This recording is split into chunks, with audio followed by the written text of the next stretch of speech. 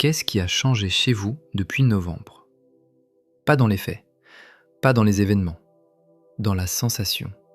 Cette lenteur que vous n'arrivez pas à expliquer, ces portes que vous voyez mais que votre main ne peut pas atteindre. Ce projet, cette décision, cette chose que vous portez depuis l'automne et qui refuse de bouger, comme un navire pris dans la glace. Il y a une raison, et cette raison a un nom, une date et une fin programmée dans 5 jours exactement. 3 événements, 10 jours. Pas 3 petites configurations mineures que les horoscopes gonflent pour remplir une vidéo.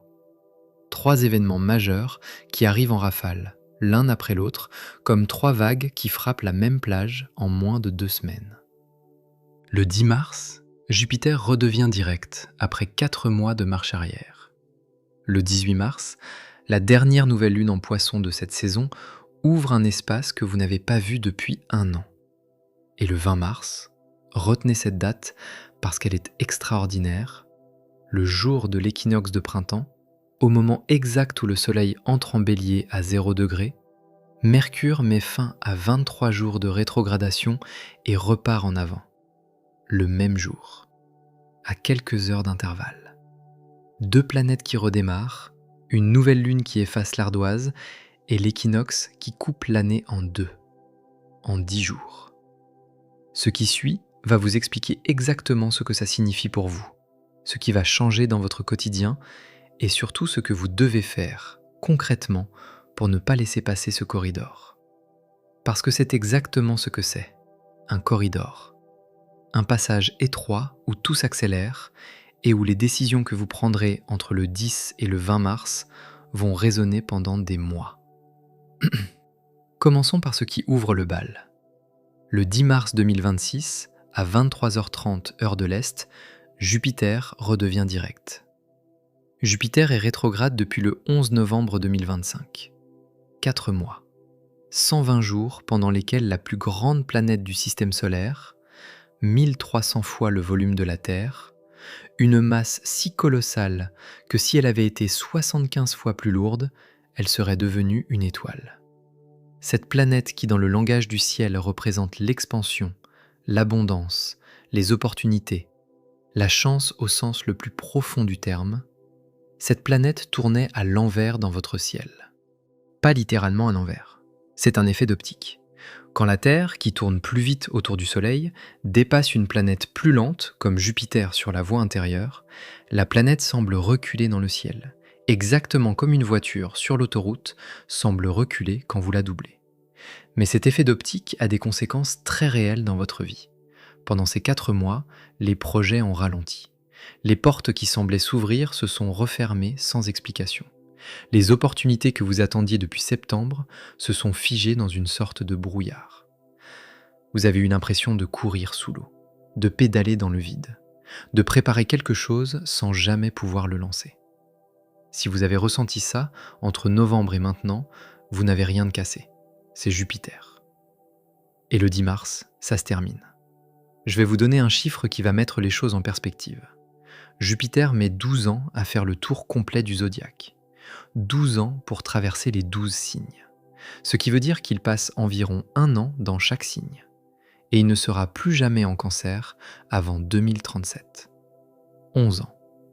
Ce que cette planète fait dans votre ciel en ce moment, en mars 2026, elle ne le refera pas avant que vous ayez 11 ans de plus. 11 ans de rides, de choix, de chemins pris ou évités. Ce corridor ne se rouvre pas demain. Mais il y a un détail que personne ne mentionne sur Jupiter en Cancer, et c'est peut-être le plus important de toute cette vidéo. Jupiter est ce qu'on appelle en astrologie traditionnelle en exaltation dans le Cancer. C'est la position où Jupiter est le plus puissant qu'en Sagittaire, son domicile, plus puissant qu'en Poisson, son ancien domicile. En Cancer, Jupiter est comme un roi dans un palais construit sur mesure pour lui. Et quand un roi en exaltation reprend sa marche en avant après 4 mois d'immobilité, il ne repart pas doucement. Il reprend le trône. Jupiter en Cancer, c'est l'expansion de tout ce qui est intime. La famille, le foyer, les racines, l'héritage émotionnel. Ce n'est pas la chance des affaires ou des contrats, c'est la chance des liens. la chance de guérir quelque chose dans votre lignée, de réparer ce que vos parents n'ont pas pu réparer, de construire un espace, physique ou émotionnel, qui vous protège vraiment. Pas un espace qui impressionne les autres, mais qui vous laisse vide à l'intérieur. La dernière fois que Jupiter a traversé le Cancer, c'était entre juin 2013 et juillet 2014. Souvenez-vous de cette période. Quelque chose a grandi dans votre vie personnelle. Un déménagement, une naissance, un retour aux racines, une réconciliation familiale. Jupiter en Cancer élargit tout ce qui touche au foyer, à l'intime, aux murs entre lesquels vous dormez la nuit. Et à 15 degrés du Cancer, le degré exact où Jupiter redevient direct, c'est le point milieu du signe, le cœur. Pas le début hésitant, pas la fin épuisée, le centre. Comme si Jupiter avait reculé exprès pour revenir exactement au point d'impact maximum. À partir du 10 mars, ce que vous avez préparé dans le silence va commencer à bouger. Pas demain, pas dans 6 mois, dans les jours qui suivent. Des réponses que vous attendez vont arriver, les portes vont se rouvrir, et cette fois, elles resteront ouvertes. Maintenant, la deuxième vague. Le 18 mars 2026, la Lune et le Soleil se retrouvent à 28 degrés des Poissons pour la dernière nouvelle lune de l'hiver astrologique. Les Poissons, le dernier signe du zodiaque. Le signe qui ferme le cycle avant que le Bélier ne le rouvre. Le signe de l'eau la plus profonde, celle où il n'y a plus de fond, où les limites entre vous et le monde se dissolvent, où l'intuition parle plus fort que la raison. Une nouvelle lune, c'est un moment d'obscurité totale. La lune est invisible. Pendant quelques heures, le ciel nocturne appartient aux étoiles seules, sans la concurrence de cette lumière blanche qui d'habitude écrase tout. Et dans cette obscurité, quelque chose peut naître. Quelque chose qui n'a pas besoin de lumière pour exister. Quelque chose qui germe dans le noir, comme une graine dans la terre en mars, avant même que le printemps ne la réchauffe. Cette nouvelle lune, à 28 Poissons, est à 2 degrés du point zéro du Bélier. 2 degrés. C'est le dernier souffle avant le renouveau. Le dernier moment de silence avant que le monde ne recommence. Pendant la nouvelle lune, Mars est aussi en Poissons, depuis le 2 mars. Mars, la planète de l'action, de la volonté, de la force brute, nage dans les eaux les plus profondes et les plus troubles du zodiaque.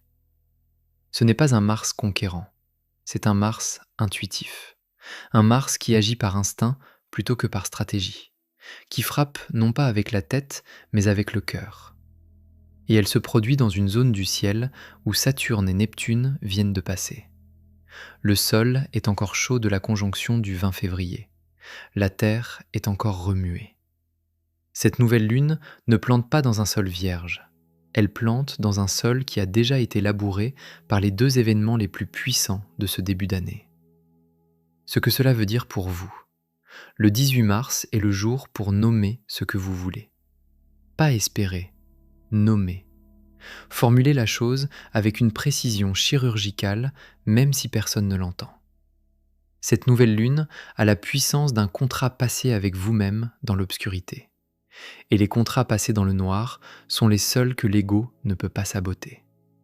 Et maintenant, le 20 mars.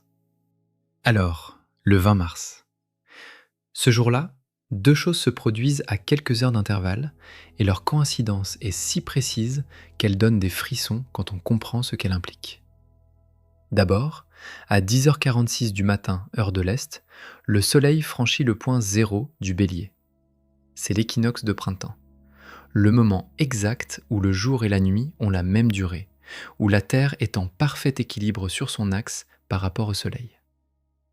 Dans l'Égypte ancienne, c'est à l'équinoxe de printemps que la grande pyramide de Gizeh s'illuminait d'une manière particulière, le Soleil frappant la face nord avec une précision architecturale qui défie encore les ingénieurs modernes. Les Mayas calculaient l'équinoxe avec une exactitude stupéfiante. À Chichen Itza, l'ombre du serpent Kukulkan descend les marches de la pyramide uniquement ce jour-là, créant l'illusion d'un serpent de lumière qui glisse vers la Terre. Des millénaires de civilisation construits autour de ce seul moment, le jour où la lumière et l'obscurité sont en parfait équilibre. L'équinoxe de printemps n'est pas un événement astrologique parmi d'autres. C'est le nouvel an astrologique, le vrai, le point zéro à partir duquel tout le zodiaque est calculé. Le bélier commence ici, et avec lui les 12 signes, dans l'ordre, comme les 12 chapitres d'un livre qui recommence à chaque printemps. Mais cette année, l'équinoxe de printemps n'arrive pas seul.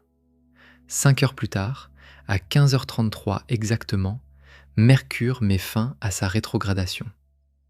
Après 23 jours de marche arrière en Poisson, la planète qui gouverne votre pensée, votre parole, vos échanges, vos messages, vos contrats, vos décisions quotidiennes, cette planète redémarre. Le même jour que l'équinoxe. Vous comprenez ce que ça signifie ? Le jour exact où l'année astrologique recommence à zéro, Mercure, la planète de la communication, repart en avant. Comme si le cosmos avait attendu le premier jour du nouveau cycle pour relancer la machine. Comme si tout ce qui a été retenu, ralenti, brouillé, mal compris, mal dit, mal envoyé pendant les 23 jours de rétrogradation était soudain libéré au moment précis où le monde renaît. Pensez à ce que ça représente symboliquement. Le premier jour d'un nouveau cycle. Le jour où la nature elle-même repart de zéro, où la sève remonte, où les bourgeons percent, où les oiseaux migrateurs reviennent. Et c'est ce jour-là précisément que la planète de la parole reprend sa course. Comme si le cosmos disait « Maintenant vous pouvez parler. Maintenant, ce que vous direz aura un poids. Maintenant, vos mots vont porter. » Et Mercure ne repart pas depuis n'importe quel degré. Il repart depuis 8 degrés des Poissons. 8, le chiffre de l'infini retourné. Le chiffre des cycles, des renaissances, des retours. En numérologie, le 8 est le nombre de la maîtrise acquise par l'expérience. Ce n'est pas un hasard. Ce que j'ai remarqué dans vos commentaires ces dernières semaines, c'est que beaucoup d'entre vous ont vécu cette rétrogradation de Mercure comme quelque chose de plus profond que d'habitude. Pas juste des messages perdus ou des rendez-vous décalés, des conversations impossibles, des mots qui ne sortaient pas, des vérités coincées dans la gorge, des choses que vous vouliez dire à quelqu'un et que vous n'avez pas pu dire. Le 20 mars, ces mots vont se libérer. Pas tous d'un coup. Mais le barrage va céder, et ce qui avait besoin d'être dit va enfin pouvoir être dit. 3 événements, 10 jours. Le 10 mars, Jupiter repart, l'expansion reprend, les portes se rouvrent. Le 18 mars, la nouvelle lune plante une graine dans le sol le plus fertile de l'année. Le 20 mars, le monde renaît et Mercure relance la communication. C'est un corridor, et vous êtes en train d'y entrer. Maintenant, voici ce que ça signifie pour votre signe. Bélier. Le 20 mars est littéralement votre jour. Le soleil entre chez vous. L'année astrologique commence par vous. Et cette année, elle commence avec Mercure qui redémarre dans votre 12e maison, celle des secrets et de l'inconscient. Ce que vous avez refusé de vous avouer depuis janvier va remonter à la surface. Laissez-le venir. C'est la condition pour que votre nouvelle année commence vraiment. Taureau. Jupiter direct en Cancer active votre 3e maison. Les mots que vous cherchiez depuis novembre vont enfin arriver. Quelqu'un dans votre entourage proche attend un signal de votre part. Pas un grand discours, un mot, le bon, et vous savez lequel. Gémeaux. Mercure est votre planète, et quand votre planète repart le jour de l'équinoxe, c'est un signal personnel. Ce projet que vous avez mis en pause, cette idée que vous avez rangée dans un tiroir en vous disant « pas maintenant », maintenant, c'est maintenant. Le 20 mars est votre feu vert. Cancer. Jupiter redevient direct dans votre signe, dans votre signe. C'est le transit le plus puissant que vous vivrez cette année. Tout ce qui a stagné depuis novembre va se remettre en mouvement. Votre foyer, votre famille, votre racine. Quelque chose de grand est en train de se construire là où personne ne regarde. Faites-lui de la place. Lion. La nouvelle lune du 18 mars tombe dans votre 8e maison, la maison des transformations profondes, des fins qui sont des commencements, de tout ce qui meurt pour renaître. Si quelque chose dans votre vie doit partir, laissez-le partir pendant cette nouvelle lune. Ne retenez pas ce qui a déjà lâché. Vierge. L'éclipse du 3 mars était dans votre signe. Vous le sentez encore. Et maintenant, la nouvelle lune du 18 mars active votre 7e maison, celle des relations et des engagements. Ce n'est pas le moment de rester seul avec vos pensées. C'est le moment de regarder quelqu'un dans les yeux et de dire ce que vous pensez vraiment. Balance. Jupiter direct active votre 10e maison, celle de la carrière et de la réputation. Quelque chose que vous avez construit dans l'ombre depuis des mois va devenir visible. Pas parce que vous allez le montrer, parce que les autres vont le voir. Préparez-vous à être reconnu pour quelque chose que vous pensiez invisible. Scorpion. Mercure direct le 20 mars relance votre 5e maison. Créativité, passion, expression de soi. Si vous avez eu l'impression de tourner en rond artistiquement ou émotionnellement, c'est terminé. L'inspiration va revenir comme une vague, et elle va ramener avec elle quelque chose que vous aviez perdu. Sagittaire. Jupiter est votre planète gouvernante, et quand votre planète redevient directe après 4 mois, c'est votre moteur qui se rallume. Vous allez sentir un regain d'énergie, de confiance, d'élan, que vous n'avez pas ressenti depuis l'automne. Ne le gaspillez pas. Dirigez-le vers ce qui compte vraiment. Capricorne. La nouvelle lune du 18 mars illumine votre 3e maison. C'est le moment d'écrire, d'appeler, de dire. Pas de grandes déclarations, des mots simples, précis, vrais.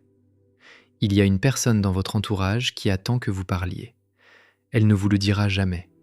C'est à vous de faire le premier pas. Verseau. Saturne, votre ancien gouverneur, forme un sextile avec Pluton le 28 mars.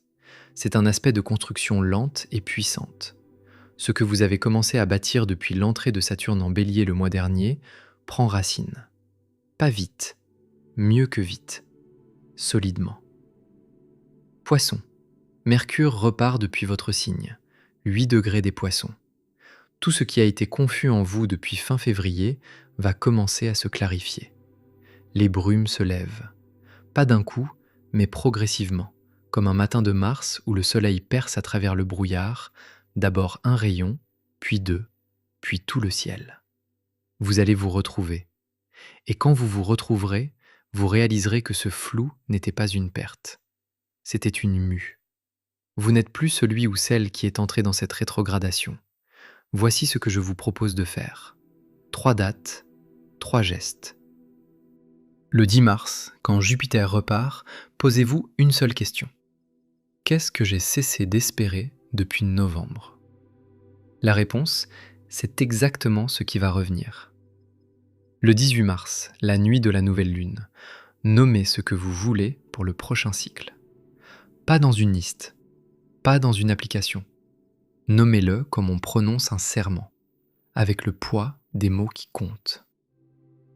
Le 20 mars, le jour de l'équinoxe et du redémarrage de Mercure, dites enfin la chose que la rétrogradation vous a empêché de dire. À cette personne. Vous savez exactement de qui je parle. Mercure repart ce jour-là, et ce que vous prononcerez portera plus loin que vous ne l'imaginez. Il y a un dernier détail que je veux partager avec vous. Le 28 mars, 8 jours après l'équinoxe, Saturne forme un sextile exact avec Pluton. Saturne à 5 degrés du Bélier, Pluton à 5 degrés du Verseau. Un sextile est un aspect de 60 degrés, un angle d'harmonie et de coopération entre deux planètes. Saturne, c'est la structure, la discipline, le temps long, la patience. Pluton, c'est la transformation radicale, la mort de l'ancien, la renaissance. Quand ces deux forces collaborent au lieu de s'affronter, ce qui en sort est quelque chose de rare. Un changement profond qui dure. Pas une révolution qui s'effondre en 6 mois, un changement qui s'enracine, qui tient, qui reste. Ce que vous construisez en Mars a de la profondeur. Ce n'est pas un élan passager, c'est un ancrage. Et cet ancrage va tenir. Récapitulons le calendrier complet de ce mois. Le 2 mars, Mars est entré en Poisson. Le 3 mars, l'éclipse lunaire a fermé un chapitre. Le 6 mars, Vénus est entrée en Bélier, infusant vos relations d'une énergie nouvelle, directe, sans détour. Le 10 mars, Jupiter repart. Le 18 mars, la nouvelle lune plante. Le 20 mars, l'équinoxe et Mercure direct. Le 28 mars, Saturne et Pluton scellent ce qui a été construit. 8 événements en 28 jours. Mars 2026 n'est pas un mois, c'est un passage. Et vous êtes en plein dedans. Nous sommes à 5 jours du premier événement. Le corridor s'ouvre le 10 mars et se referme le 20. 10 jours pour ancrer tout ce qui va suivre. Si cette vidéo vous a éclairé, partagez-la avec quelqu'un qui a besoin de l'entendre. Chaque vidéo demande des heures de recherche et de préparation. Un like, un commentaire, un abonnement, c'est ce qui permet à ce travail de continuer. Et dites-moi en commentaire, de ces 3 événements, lequel vous parle le plus ?